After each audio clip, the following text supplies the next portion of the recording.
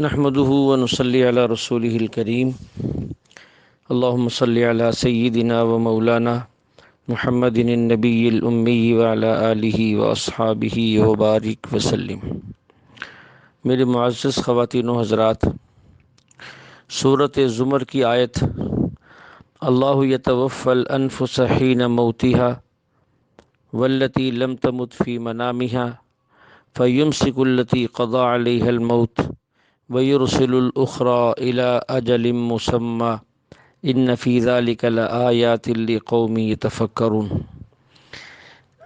اللہ رب العزت روح کو قبض فرما لیتے ہیں جب موت کا وقت آتا ہے، اور روح کو قبض فرما لیتے ہیں جب انسان پر نیند آتی ہے۔ فَيُمْسِكُ الَّتِي قَضَىٰ عَلَيْهَا الْمَوْتَ، پھر جس پر موت کا فیصلہ ہو وہ اپنے پاس رکھ لیتے ہیں۔ وَيُرْسِلُ الْأُخْرَى إِلَىٰ أَجَلٍ مُّسَمًّى، اور دوسری کو چھوڑ دیتے ہیں ایک وقت تک، وقت آنے پر اس پر بھی موت آ جاتی ہے۔ إِنَّ فِي ذَلِكَ لَآيَاتٍ لِقَوْمٍ يَتَفَكَّرُونَ، روح کو قبض کرنا پھر روح کو چھوڑنا، اس میں بھی کتنے دلائل ہیں اس قوم کے لیے جو سمجھتی ہو اور سمجھ رکھتی ہو۔ حضرت علی رضی اللہ عنہ فرماتے ہیں جب انسان پر نیند آتی ہے تو انسان کی روح نکلتی ہے، لیکن روح کی ایک شعاع انسان کے بدن میں رہتی ہے۔ اس رابطہ شعاع کی وجہ سے بندہ زندہ رہتا ہے، اور جب موت آتی ہے تو رابطہ شعاعی بھی ختم ہو جاتا ہے، اس لیے انسان پر موت آ جاتی ہے۔ اس کو مثال سے بھی سمجھا جا سکتا ہے۔ دیکھیے، سورج ہمارے اوپر ہے اور ہم سے ہزاروں لاکھوں کروڑوں میل دور ہے، اور زمین نیچے ہے، تو یہاں روشنی کیوں ہے؟ کیونکہ سورج کی شعاعیں زمین پر پڑتی ہیں تو روشنی یہاں بھی ہوتی ہے۔ یوں روح کی شعاع ہے، اس سے جسم میں حیات رہتی ہے۔ جب انسان کی روح عالم مثال کی طرف متوجہ ہوتی ہے تو اسے جو خواب آتا ہے وہ خواب سچا ہوتا ہے، اور جب یہ روح عالم دنیا کی طرف متوجہ ہوتی ہے اس وقت جو خواب آتا ہے وہ جھوٹا ہوتا ہے۔ یہ حضرت علی رضی اللہ عنہ کا فرمان ہے۔ ہمارے پرانے بزرگوں اور اکابرین اور علماء میں سے قاضی ثناء اللہ پانی پتی رحمۃ اللہ علیہ اسی موقع پر فرماتے ہیں کہ روح اور جسم کا تعلق ظاہراً بھی ہوتا ہے اور باطناً بھی ہوتا ہے۔ یہاں کچھ الفاظ مشکل ہیں، مسئلہ بھی مشکل ہے، اس کو ذرا توجہ سے سنیں گے۔ اگر کسی کو سمجھ میں نہ آئے تو اسے 3 دفعہ سن لے، انشاءاللہ سمجھ آ جائے گا۔ روح اور جسم کا تعلق ظاہراً بھی ہوتا ہے اور باطناً بھی ہوتا ہے۔ جب انسان پر نیند آتی ہے تو اس وقت باطنی تعلق تو رہتا ہے، جس سے بندے کی سانس چل رہی ہوتی ہے اور تدبیر بھی ہو رہی ہوتی ہے۔ تدبیر کا معنی یہ ہے کہ اس کا کھانا ہضم ہو رہا ہے، اور ظاہری تعلق ختم ہو جاتا ہے نیند میں، جس کو حرکت کہتے ہیں کہ بندہ اپنے ارادے سے حرکت نہیں کر سکتا، بندہ اپنے ارادے سے دوڑ نہیں سکتا، چل پھر نہیں سکتا، کھا نہیں سکتا، یہ ختم ہو جاتی ہے۔ اور جب موت آتی ہے تو پھر یہ ظاہری تعلق بھی ختم ہو جاتا ہے اور باطنی تعلق بھی ختم ہو جاتا ہے، پھر عام انسان پر موت آ جاتی ہے۔ اب یہ تو آیت ہے، یہ اس کا ترجمہ بھی میں نے عرض کیا اور اس کی تشریح بھی میں نے عرض کی، لیکن اس آیت سے کچھ لوگ جو منکرین حیات النبی ہیں، جو منکرین حیات فی القبر ہیں، وہ اس سے استدلال کرتے ہیں۔ اور کیسے استدلال کرتے ہیں اللہ ہی جانتا ہے، ان کو کیا پڑھایا جاتا ہے۔ ہمارے ایک دوست بزرگ ہیں، وہ فرماتے ہیں کہ وہ اس کا ترجمہ عجیب انداز سے کرتے ہیں۔ مثلاً کیسے کہ اللہ قبض کرتا ہے انفس کو، یعنی روح کو، جب اس پر موت آتی ہے۔ اللہ قبض کرتا ہے انفس کو یعنی روح کو جب اس پر موت آتی ہے۔ تو کہتے میں نے کہا کیا روح پر موت آتی ہے؟ کہتے یہ نہیں۔ تو میں نے کہا پھر یہ ترجمہ کیسے درست ہو گیا؟ آپ نے تو انفس کو مفعول بھی بنا دیا ہے، اور موتہا میں جو ہا کی ضمیر کا مرجع انفس ہے، تو یہ ان کی بات ہے جو منکرین حیات فی القبر ہیں، جن کو ہم مماتی کہتے ہیں اور کیا کہتے ہیں، اور بھی ان کے بہت سارے نام ہیں، چتروڑی بھی ان کو کہا جاتا ہے، اور انہوں نے اپنا نام دھوکہ دینے کے لیے اشاعت توحید و سنہ کا لیبل لگایا ہوا ہے۔ اور پھر والتی لم تمت فی منامیہا کا معنی کیا کرتے ہیں؟ اللہ قبض کرتے ہیں اس کو جو نہیں مرتی اپنی نیند میں۔ تو ہم نے پوچھا نیند جسم پر آتی ہے یا روح پر آتی ہے؟ روح تو نہیں مرتی، تو یہ ترجمہ کیسے درست ہو گیا کہ اللہ روح کو قبض کر لیتے ہیں؟ تو ان کا یہ کام ہے، اس انداز سے ترجمہ کریں گے اپنی عقل سے، نہ وہ عربی ترتیب کے مطابق، نہ وہ علماء فقہا کے مسلک کے مطابق، اور نہ جو ہے اکابرین کے مسلک کے مطابق، پتہ نہیں اس طرح کریں گے۔ تقریروں میں بھی یہ چیخ چیخ کر کہتے ہیں، ایک آدمی بیان کر رہا اللہ یتوفی الانفس، انفس جمع ہے نفس ان کی، اور قرآن میں ہے دوسری جگہ کل نفس ذائقۃ الموت، ہر نفس نے موت کا ذائقہ چکھنا ہے۔ ہم نے کہا آپ کہتے ہیں انفس جمع ہے نفسن کی، اور ہر نفس نے موت کا مزہ چکھنا ہے، تو ہمارا ایک سوال ہے، کیا روح موت کا مزہ چکھتی ہے؟ کیا روح مرتی ہے؟ کہتے ہیں نہیں۔ ہم نے کہا مرتا تو جسم ہے، تو پھر کل نفسن سے مراد جسم ہوگا، اور نفس وہی ہوگا جس نے موت کا مزہ چکھنا ہے، اور موت آتی ہے جسم پر، تو نفس سے مراد جسم ہوگا، اس سے مراد روح نہیں ہوگی۔ اور یہ انفس اس نفس کی جمع ہے، تو پھر اس انفس سے کیا مراد ہوگا؟ تو اس سے بھی جسم مراد ہوگا۔ تو آپ کیسے کہتے ہیں روح نکل جاتی ہے؟ تو جب اس سے اس کا جواب نہ آیا تو کہنے لگا جی پھر آپ اس کا مطلب سمجھا دیں۔ ہم نے کہا نہیں، پہلے آپ تو سمجھائیں نا، جو ساری دنیا میں ڈنڈورا پیٹتے ہیں، میں نے 4 دفعہ دورہ تفسیر پڑھا ہے، میں نے فلاں شیخ القرآن سے دورہ تفسیر پڑھا ہے، فلاں شیخ التفسیر سے دورہ تفسیر پڑھا ہے، اور اس کا جو ہے علم بہت ہے، 1.5 گھنٹے کا خطبہ بھی بیان کرتا ہے، اور 10 دن مسئلہ الہ بھی بیان ہوتا ہے، نہ معلوم کیا کیا دعوے کرتے ہیں یہ اپنے علماء کی اور مولویوں کے بارے میں، لیکن آیت کا ترجمہ نہیں کر سکتے۔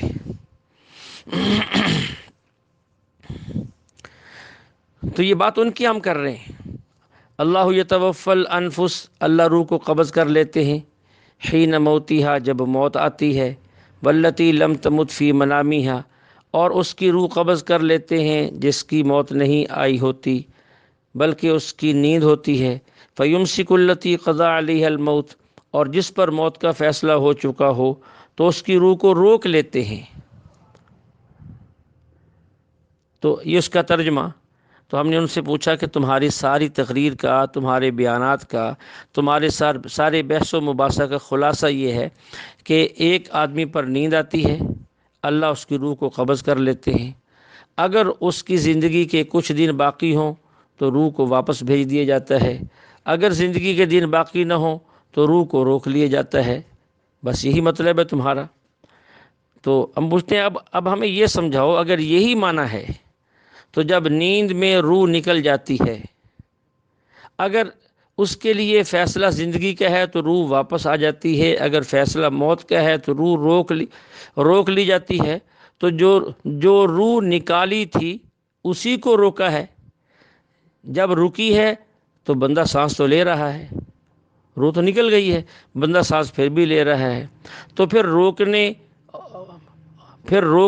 اور روکنے میں فرق ہوگا۔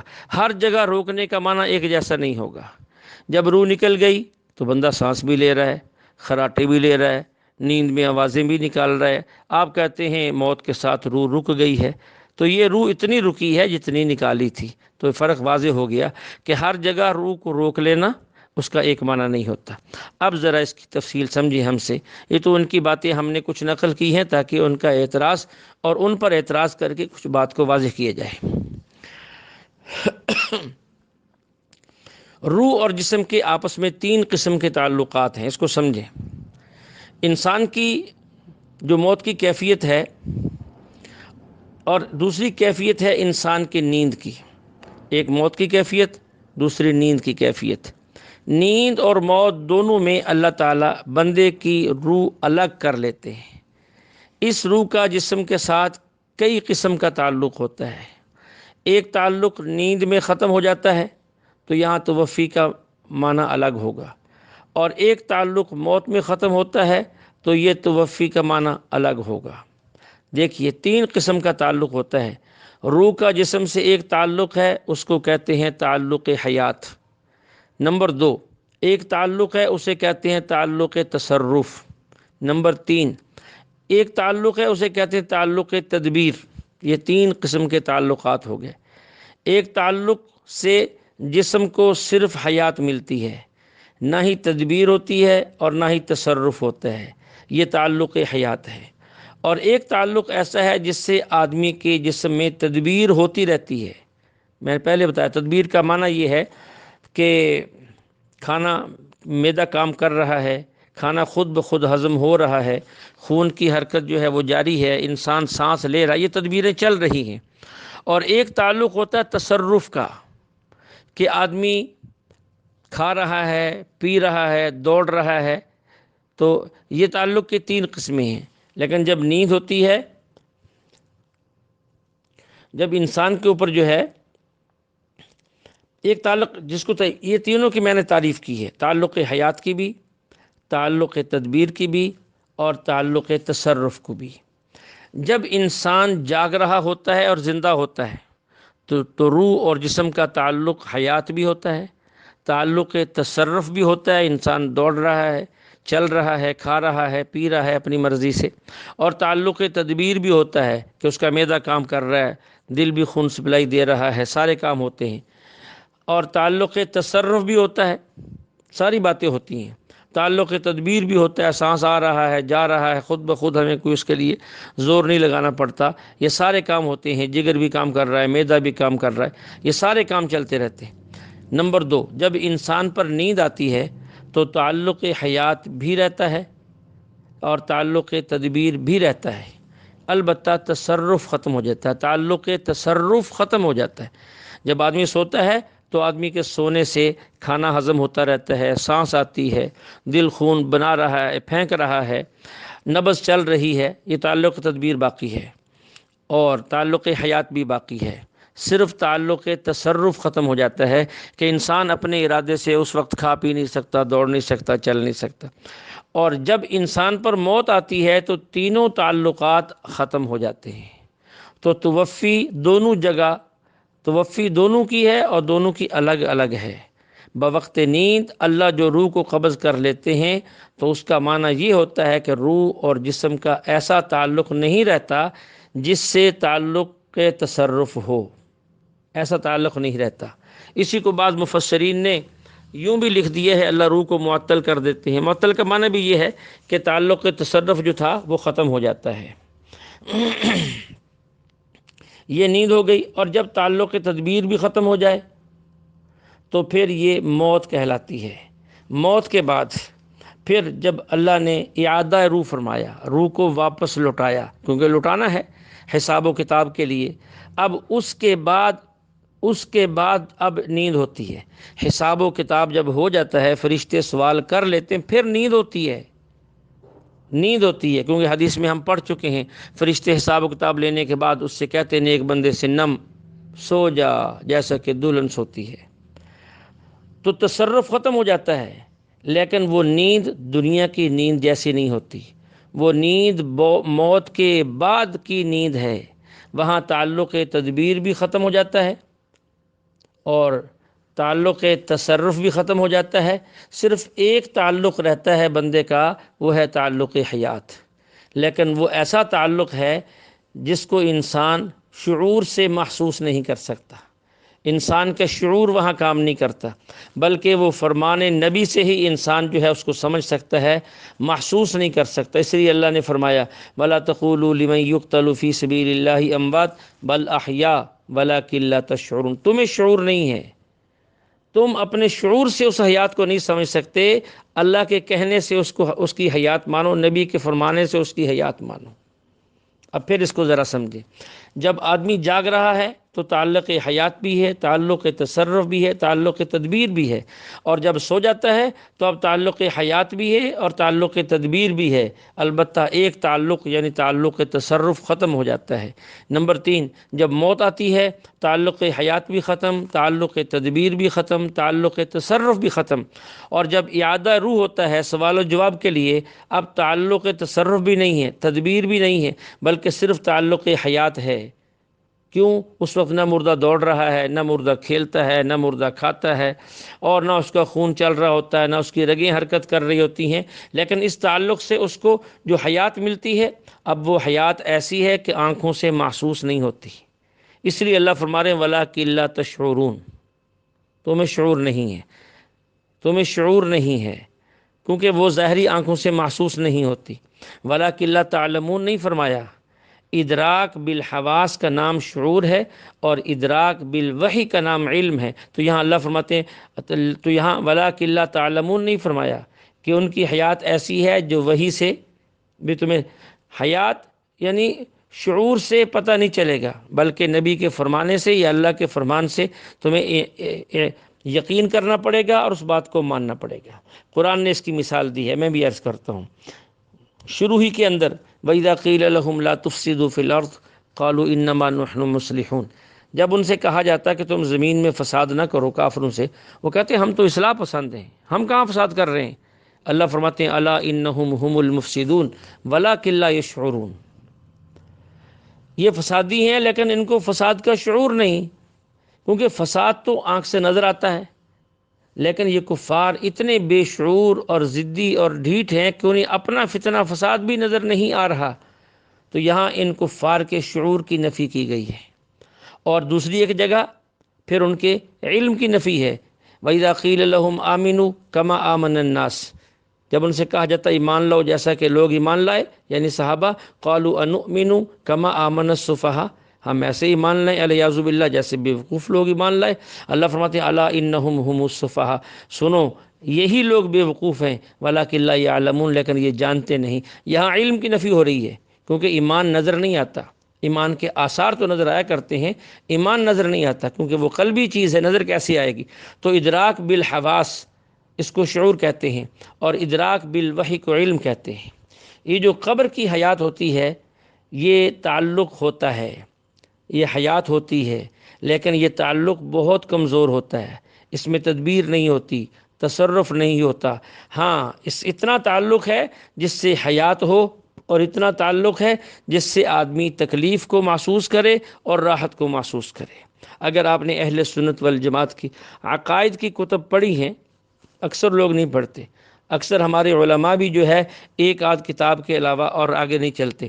عقائد کی کتابوں کے اندر یہ الفاظ، یہ عبارت موجود ہے، اتفق اہل الحق على ان اللہ یعید الى المیت فی القبر نوع حیات قدر ما یتألم ویتلذذ، یعنی روح کا اتنا تعلق جس سے جسم تکلیف اور راحت محسوس کرے، یہ اللہ جو ہے ایسی حیات کی ایک نوع، ایک قسم پیدا کر دیتے ہیں۔ اللہ کرے کہ یہ بات سمجھ میں آ جائے اور ہم گمراہی سے بچ جائیں۔ اسی صورت میں تھوڑا سا آگے چل کر وَنُفِخَ فِي الصُّورِ فَصَعِقَ مَن فِي السَّمَاوَاتِ وَمَن فِي الْأَرْضِ إِلَّا مَن شَاءَ اللَّهُ، جب سور پھونکا جائے گا تو تمام آسمان والے اور زمین والے بے ہوش ہو جائیں گے، غش کھا کر گر جائیں گے، سوائے اس کے جس کو اللہ چاہے گا۔ یعنی سور پھونکے جانے کی وجہ سے سب بے ہوش ہو جائیں گے، پھر سب مر جائیں گے، جو پہلے مر چکے ہیں ان کی روحیں بے ہوش ہو جائیں گی، الا من شاء اللہ، سوائے اس کے جس کو اللہ چاہے گا۔ حضور علیہ الصلوۃ والسلام نے فرمایا سور پھونکنے کے اثر سے جو موت واقع ہوگی اس سے حضرت جبریل، اسرافیل، میکائیل اور ملک الموت محفوظ رہیں گے، یعنی اس سور سے ان کو موت نہیں آئے گی، اگرچہ وہ بعد کے اندر ان کو موت آئے گی لیکن اس موقع پر نہیں آئے گی، اور سوائے اللہ تعالیٰ کے کوئی بھی پھر زندہ نہیں رہے گا۔ ایک وقت آئے گا کہ یہ سارے فرشتے بھی ختم ہو جائیں گے۔ اس سے تھوڑا آگے چل کر جنت اور جہنم والوں کا ذکر ہے اس سورت کے آخر میں، وسیق الذین کفروا الی جہنم زمرا حتی اذا جاؤوها فتحت ابوابها۔ یہاں ایک بات سمجھیں، اللہ رب العزت نے اس جگہ جہنم کا تذکرہ کیا کہ کفار کو جہنم کی طرف کھینچا جائے گا، جب جہنم کے پاس آئیں گے تو دروازے کھل جائیں گے اور آگے جنت کا ذکر ہے، وسیق الذین اتقوا ربهم الی الجنۃ زمرا حتی اذا جاؤوها وفتحت ابوابها، وفتحت ابوابها میں یہ واو حالیہ ہے، جب اہل جنت آئیں گے تو ان کے آنے سے پہلے ہی جنت کے دروازے کھلے ہوں گے۔ قید خانے اور مہمان خانے میں فرق ہوتا ہے، جب کسی قیدی کو جیل میں لے کے جاتے ہیں تو دروازہ بند ہوتا ہے، جب یہ دروازے پر پہنچتا ہے پھر وہ جو داروغہ ہوتا ہے وہ دروازہ کھولتا ہے، اس کو اندر داخل کر کے پھر بند کر دیتا ہے۔ جبکہ مہمان خانے کا انداز اور طرز الگ ہے، وہ مہمانوں کی آمد سے پہلے ہی دروازہ کھول کر لوگ استقبال کر رہے ہوتے ہیں۔ اس لیے کئی دفعہ ہم دیکھتے ہیں، آپ بھی دیکھتے ہیں کہ جہاں کسی نے جانا ہو، لوگ بڑا گیٹ کھول کر گیٹ سے بھی باہر کھڑے ہوتے ہیں استقبال کے لیے کہ مہمان آ رہے ہیں، فلاں صاحب آ رہے ہیں، فلاں صاحب علم آ رہے ہیں۔ تو قید خانے کا نظام اور ہے، مہمان خانے کا نظام اور ہے۔ اسی طرح اس کے اندر یہ بات بھی آ گئی کہ مہمانوں کا اکرام ہوتا ہے، تو ہمیں اکرام کا حکم ہے۔ دنیا کے اندر حضور علیہ الصلاۃ والسلام کا فرمان، من کان یؤمن باللہ والیوم الآخر فلیکرم ضیفہ، جو اللہ پہ آخرت کے دن پہ ایمان رکھتا ہے اسے چاہیے کہ مہمانوں کا اکرام کرے۔ تو کوئی بھی مہمان آ جائے، جاننے والا ہو نہ جاننے والا ہو، یہ بات کی بات ہے کہ اس کی حیثیت کیا ہے، اس کی حیثیت کے بقدر ہم نے اس کا اکرام کرنا ہے، یہ بات کی بات ہے۔ مسلمان آ گیا، کافر آ گیا، نیک آ گیا، برا آ گیا، وہ اہل سنت ہے، وہ اہل بدعت ہے، وہ غریب ہے، وہ امیر ہے، وہ عالم ہے، وہ غیر، وہ مہمان ہے، اس کا اکرام، اس کی جو جس سطح کا وہ بندہ ہے اس کا اکرام کیا جائے، اس کی جو ہے بات سنی جائے، اچھے انداز سے اس کو جواب دیا جائے، یہ تو حق ہے، یہ اسلام نے ہمیں سکھایا ہے۔ اللہ جل شانہ سے دعا ہے اللہ ہمیں کلام مقدس کو سمجھنے کی توفیق عطا فرمائے۔ وآخر دعوانا ان الحمد للہ رب العالمین۔